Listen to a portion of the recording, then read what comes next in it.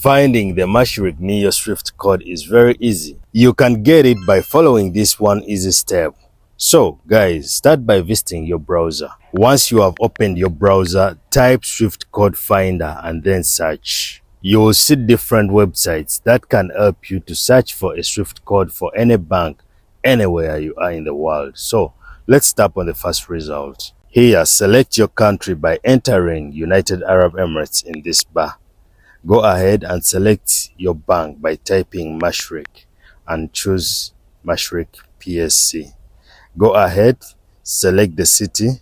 As you can see, we have only one option, which is Dubai. Once you have selected your city, tap here on the drop-down button to select a SWIFT code. These SWIFT codes are all valid for Mashreq Neo accounts. So, what you have to do is just select one.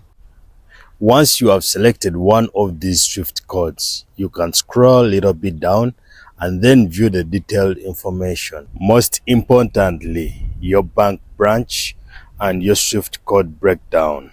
That's how you check for your Mashreq Neo SWIFT code. You can use this same method to check for any other UAE bank SWIFT code.